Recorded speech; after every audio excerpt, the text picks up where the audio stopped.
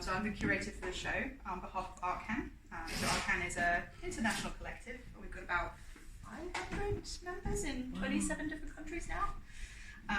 So a whole different range of techniques, practices, processes, and the inspiration for this show is very much about all of those processes and materials that create these beautiful, beautiful pieces. So without further ado, I will introduce Heinrich, and he can show us a little bit of the magic in this piece and his other piece as well.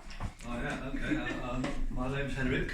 So I've got two pieces in the show, the red green one, and this one. So generally, so my background is as a specialist decorator, decorative artist. That's it's to earn money, basically. Working inside people's houses, furniture, antiques, and there's a whole range of paint techniques that's used. But I'm always particularly interested in marbling and wood graining, and so there's the sort of standard range of techniques which are used in that, techniques which have been used for many years, and but I also used to experiment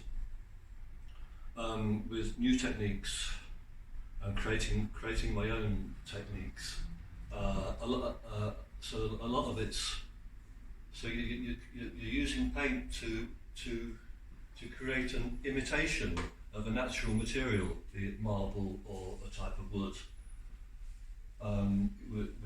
But using a technique, so a process which, to an extent, does it for you once you go through the right steps. But then I also like to use those techniques and my own techniques to create new stuff, which might not be an imitation of something real and existing, but more you might call it a fantasy effect. So that's probably what these two pieces are. Me messing around with inventing techniques, and then sort of making something look like something which is a fantasy. So it's not an imitation. So let's start with this one.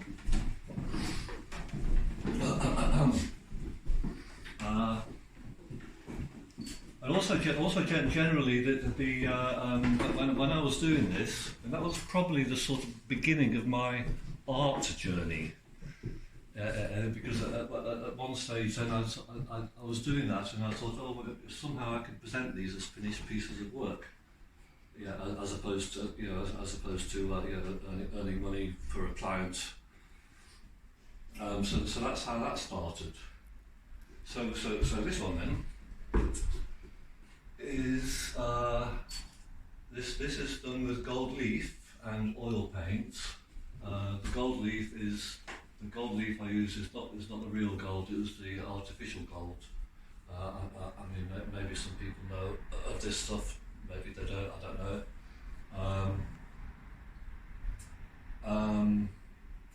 So gold leaf is applied, there's one or two different methods of doing it, but one of them is you use something called gold size, which is a sort of gunky varnish, which stays sort of sticky, and then the gold leaf as it dries, and the gold leaf is applied to it. That's what I did with this then, as an initial stage, was this would be separate. This panel, I would apply the gold size to the whole panel, and then these patches of the gold leaf, so normally you might cover the whole surface with the gold leaf, yeah. But I sort of experimented, invented a technique where I would some of the gold leaf, gold leaf comes in either loose or transfer.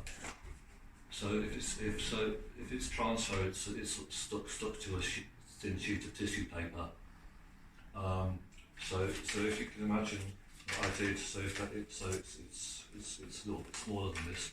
I would crumple up that tissue paper with the gold leaf like that, and then I would dab it to the existing gold size, and that would create these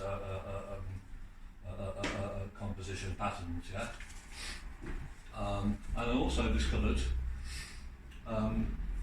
there's something called crackle glaze, which is a two-part process to create cracks, which some people might know. You buy 2 bottles of stuff, and it's really based on 2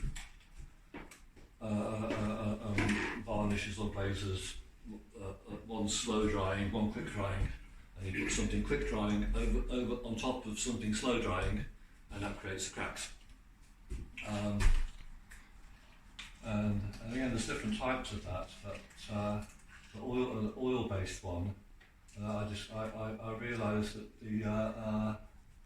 the first slow drying varnish used in that was very, very similar to the gold size used for gold leaf. So in this case, so the gold size, which is still not properly dry, I would put a thin glaze, coloured glaze, over it, and then of something made with something quick drying, and that would then create these cracks. And what I found was interesting was that then the cracks which are created follow the edges of the patches of the gold leaf.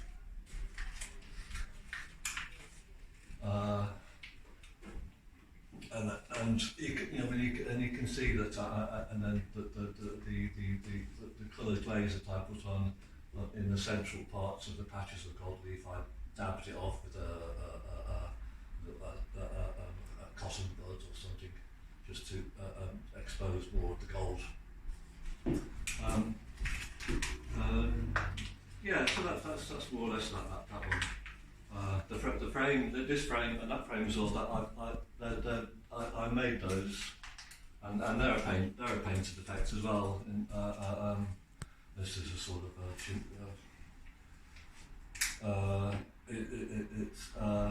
what I did was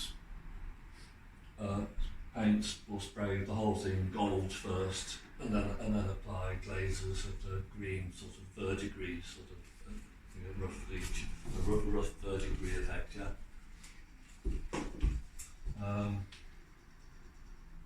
Yeah, and that's that with that one. And now we're going to move to this one. So again, sort of experimental techniques, messing around. This was originally a painted marble sample. But what we can see here is these sort of rounded shapes, big and small. That's created. That's a technique which is called sissing, where applying a thin glaze and then spraying it maybe with a stiff brush, a solvent. In this case, it's oil paint and white spirit, and that opens up the glaze. And you can imagine it hits it and goes, and creates these shapes, big and small. I would have had to have done that on a horizontal surface because it's you put too much solvent on the solvent. But it can be done on a vertical surface. You've got to be careful. It depends how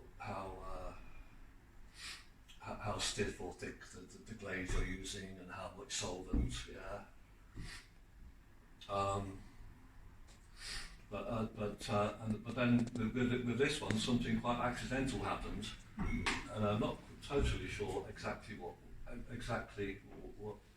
how, but these sort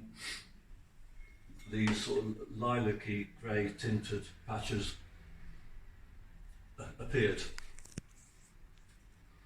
And I mean, I can only assume it's some sort of reaction between the solvent and the pigments used, but exactly what, I don't know. Which pigment did you use? Sorry? Which pigments did you use? Payne's grey. So yeah, so that which solvent? white spirit.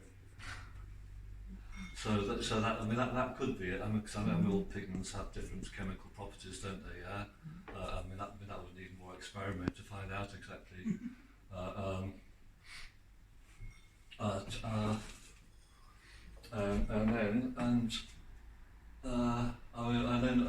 Also the frame. I made the frame, and that is a very simple sort of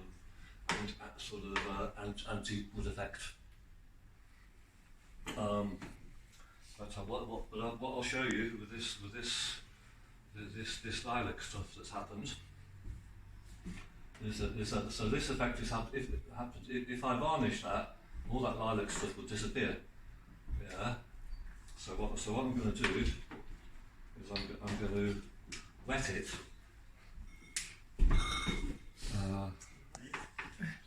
Is it varnished?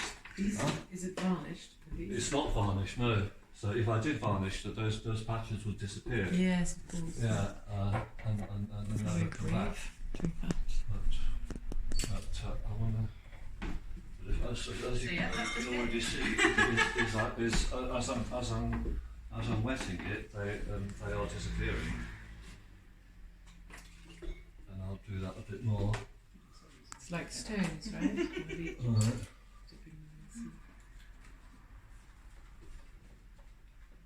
So this happened when he delivered the piece, and I nearly had a heart attack. I know.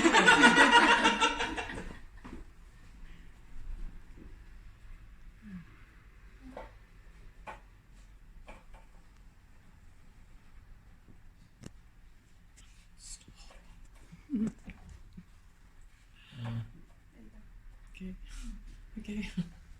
We're all getting very nervous here. So I think that's enough, eh? Alright. Yeah, please. Alright. Well then, what we'll see is the further magic is that as it dries, those lilac patches will miraculously reappear. How many times will they do I was thinking maybe this demonstration should be limited. I've done it several times and nothing happens. You know? I mean, nothing comes off onto the tissue, so I'm gonna use this to hurry it along a bit.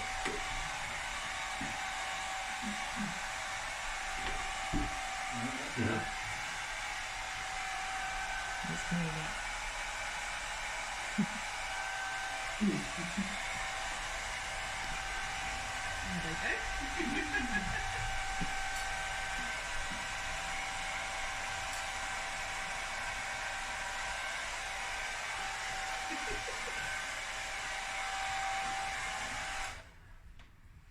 They are coming back. Yeah. Yeah. But you genuinely don't know what the exact reaction is? What exactly caused it? No, I don't.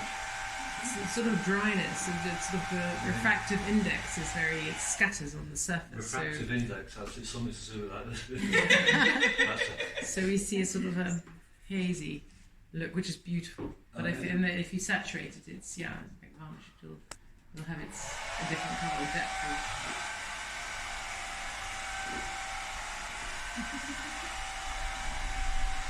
And voila. Yeah, you can see, so there's I think it's beautiful. I would limit your little spots there. demonstrations, I think. At some point. Well, thank you so much. That's beautiful. And yeah, so that concludes it. And I think I'd like to say, because this is sort of, I mean, these are sort of a good few years old now, and seeing these, having these in this context with all the other work if anybody finds me online, or if you don't know me, I mean, my work has developed quite a lot since then. I'm doing, and now I do assemblages and installations. Yes, these were very, very different from the work I've seen. But there is probably a common thread in using sort of the organic, natural shapes and forms. So that is still there. And having this work here, I mean, it's made me think. I should go back to some of these techniques and use them in a different way in the more contemporary work that I do. So watch this space. Thank you very much. Thanks very much.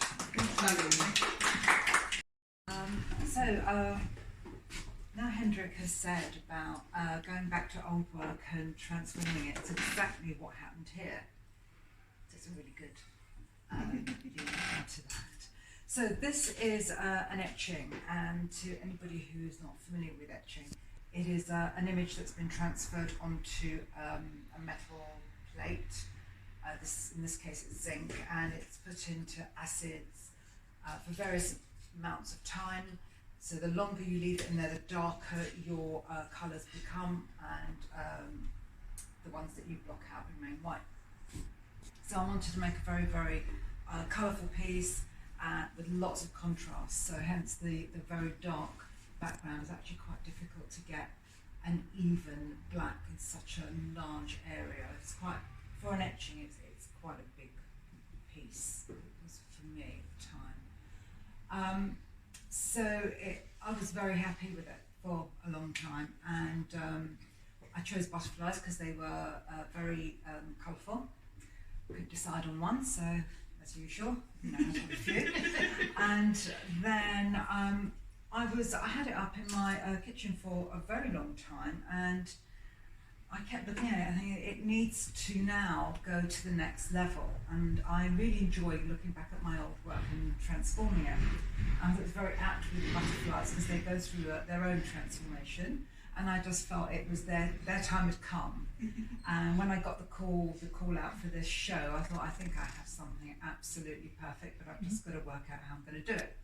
So this is how I took the original etching, which is on Somerset paper, out of its frame, and I cut out the butterflies.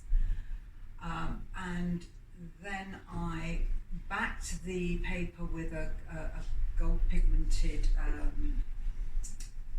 handmade another sheet of paper, so it's like double backed, and bent the butterflies slightly to resemble those like Victorian butterfly collector's items. However, the butterflies kind of were fighting now against the very dark background and the gold. So I added some watercolour paint to make them more vivid. And I just feel that it worked very well, and I'm excited to use my other butterfly etchings in various different ways, kind of itching to get to that. So I really enjoy going back to old work, especially work where I thought was quite good back then. And I'm thinking, actually, it needs to level up now and just show, because as artists, you transform all the time. You go through your fallow periods, and then sometimes it's all full speed ahead, and you just got to grasp those times so that you can get the most out of them. And I think sometimes that's when the best work emerges. You in your practice, you use all sorts of different printmaking techniques as well as painting. So there's watercolour on there as well, isn't there? Yeah. Yes, and also at the back where they were white. When I cut them out, they're also coloured at the back. So if you could, you really have to crane your neck, but they are like 3D completely. There's no back and front, so it's all coloured. Yes, I've visited Despina in the studio before, and I've just been fascinated by the variety of techniques that there are available to print something. It's just fantastic. Yes, but also paintings. My next book, the thing that I'm doing at the moment, an awful lot of. But I'm now incorporating both techniques, so that's also very exciting. Emerging again, keep transforming. Reinventing myself. Watch this space. Thank you. Thank you very much. Painting traditional oil paintings, and then I'm from Colombia, and in a trip we were walking and we found some rock paintings that were stunning, that had been there for thousands of years. Then as I look in the floor, I look at all these pebbles in color. And I thought, at the time I was concerned with the oil painting that I was using a lot of turpentine. So I thought, this is what I'm looking for. So from that moment, I changed to a practice with only natural materials. So I use pigments, natural pigments that I gather and process myself, and egg tempera. And so for any of us that don't really know about it, egg tempera is what they use in the Middle Ages, that you take the egg yolk and mix it with water, and then you mix that with the pigment, and that's it. Very simple. The egg is the binding. Yeah, the binding is the egg. So initially I was doing things like this with my natural paintings.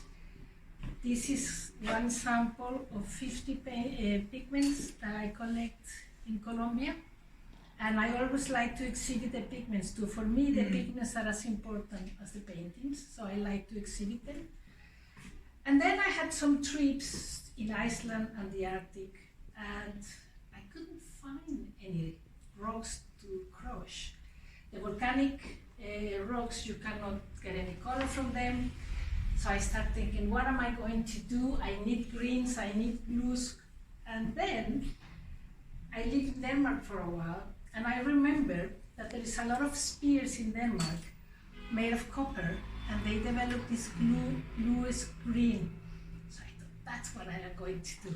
So I started taking metal powders, and I corrode it with salt and vinegar in different proportions, different vinegars, and start experimenting with different eggs too. So this is some samples of that technique with different eggs, different vinegars, different salts, and then I get all these kind of colors. And that painting is created in that way. And but the colour in this won't continue to shift. It will. I mean, it's crazy because I knew that they would change. So you shouldn't put them in the sun, directly sunlight. So I had the luck to be in Winsor and Newton, met the scientists there, and we were doing something else. And I had a paper with that, and I said, do you think that this will fade? And he thought, that's interesting. I said, because I would like to know what happened. If I'm selling my paintings, I need to tell people. And he offered me, I don't know why, the chance. So I did a page like this, with little squares with the different formulas that I was using. And he put it in a machine that they call Bob, which has a and that machine reproduces what happened in 25 years, in 50 years, in 100 years. So that gave me an idea of how things would switch. But then, since then, I have done some big paintings. They haven't changed at all. I have done others that change. So I always say to people, it may change. I have done watercolors. Told my friend, it's going to change a lot. That piece is in France for 4 years. It hasn't changed at all. So I think that humidity plays a lot of part on it. The eggs that I use, I'm sure it plays. I found out that the cheaper the egg, the better the colors I get. Probably because they give a lot of chemicals Preservatives. put in the chicken. I don't know. So it's very unpredictable, but in a way I like that. Yeah. They have a life on their own. Yeah. This one hasn't changed. So you never know. Do you use? Oh, Sorry, I'm so Unique. sorry. Do you use the whole egg? No, I use the whole egg, but not in the same painting. I use only the yolk. You take it and you take as much of whatever is around, and then you pinch the sack and you take only the inside and mix it with water. But in the old age, at the end, they use the white, is called glare, to do manuscripts. So sometimes, because the yolk is yellow, if I'm doing something with blues and I put yellow, I will change the color. So sometimes I use the glare, the white part. The only thing is it gets a bit more shiny. Yeah. Than So they use it as a glaze. they use it, but I use it to do like this. I do paintings. And do you don't varnish these No. works at all? Not yet. I don't know if I will or not. Because I ask if it will help, and they say The thing is, varnish will always discolour in the long it run. will be yellow anyway. So I prefer to leave it. Yeah. You know. Glazing maybe, I non-reflective haven't done glass. anything. They were for potential buyers maybe. Maybe. Yeah. Yeah, but you should wait anyway for some time before you glaze them. So I don't know.